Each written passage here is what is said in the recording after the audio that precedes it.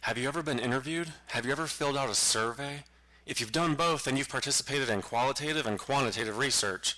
Come on, pack up your bags and get on the bus, because we're about to journey through qualitative and quantitative research.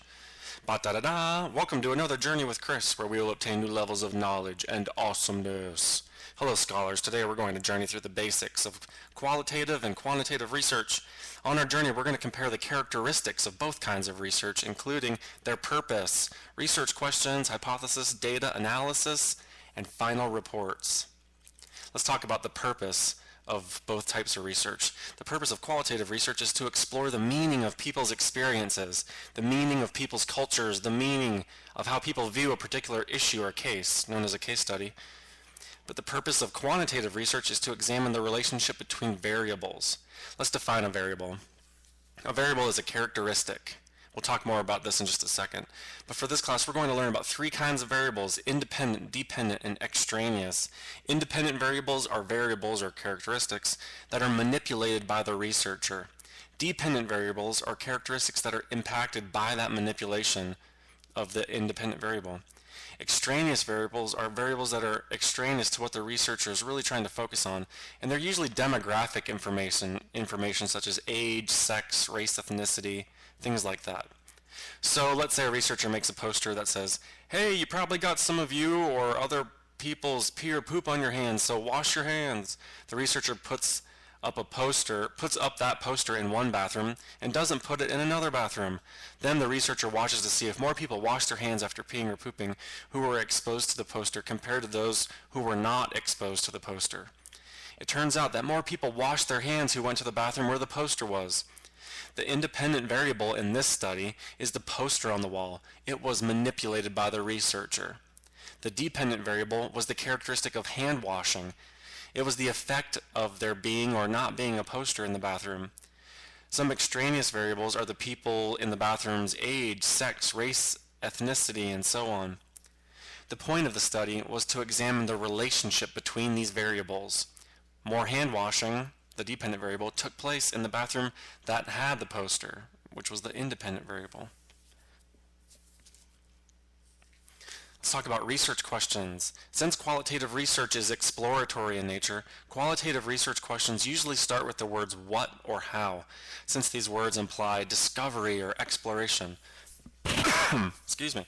For example, a qualitative research question could be, what are college students experience in trying to eat healthy on campus? Or, how do college students celebrate the subcultural holiday of 420? Because qualitative research is exploratory, it typically does not have a hypothesis, which is a prediction. In a nutshell, qualitative research tries to explore, not predict, participants' views. Similar to qualitative research, quantitative research questions can start with the words what or how, but they might also include the word does in the beginning of the question. In descriptive quantitative research, research questions ask how much, how often, what's the relationship between variables, what's the difference between the variables. For example, what percent of male college students wash their hands after using campus bathrooms, or what is the relationship between college student gender and hand washing practices after using campus bathrooms?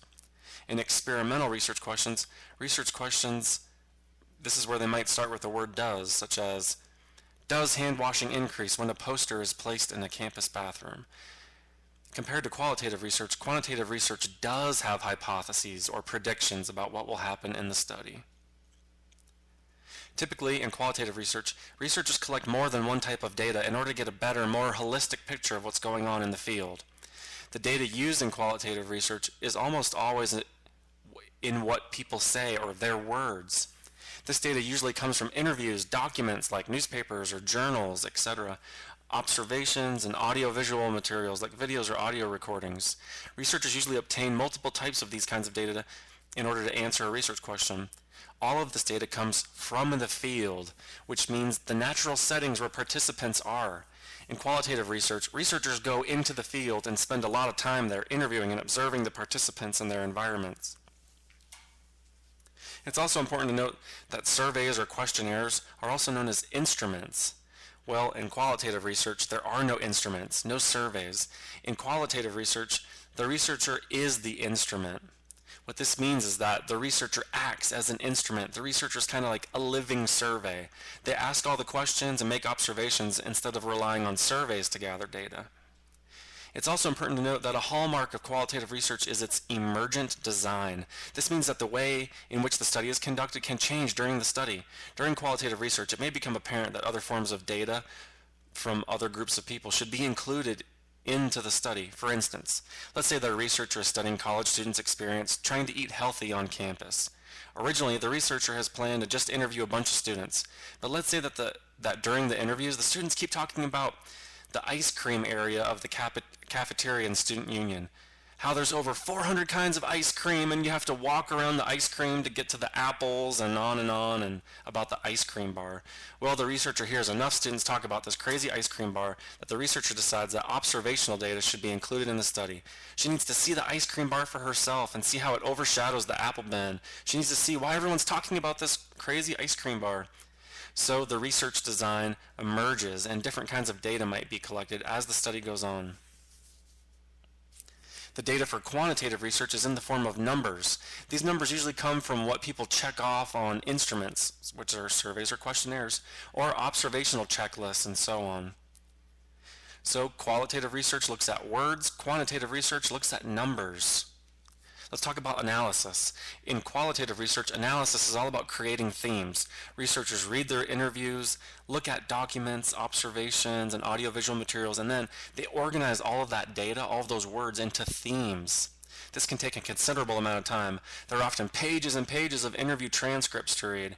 For example, let's say a researcher interviewed students about their experience eating healthy on campus. From the interview, there were over 80 pages of interview text to read. From those pages, the researcher was able to group the data or analyze the data, group it into three major themes, which were students believed that there was a lack of healthy options on campus, the students believed the healthy options were too expensive, and they felt that unhealthy options were just too tempting. It's important to note here that qualitative research is inductive in nature. That means that the research questions, the data collection, the analysis, and all that stuff is not based off of a theory or preconceived notions that the researcher has. The researcher lets the data speak for itself and form itself into themes without the bias of an existing theory or existing ways of thinking about things already. On the other hand, in quantitative research, analysis involves the use of statistics to crunch numbers and figure out what those numbers mean in terms of answering a research question.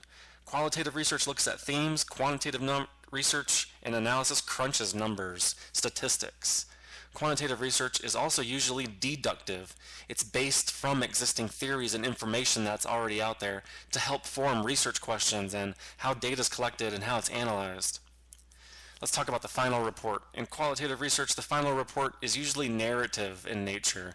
The authors will sometimes write in the first person. It's more interpretive, and it contains a lot of writing, and it has direct quotes from participants.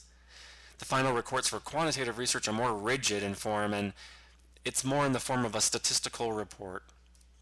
In conclusion, there are noteworthy differences between qualitative and quantitative research in terms of their purpose, research questions, data analysis, and so on. And this video is just an intro to each style of research. We're going to go into way more depth as the semester continues with each form of research. So thanks for a great journey, and I'll see you in class.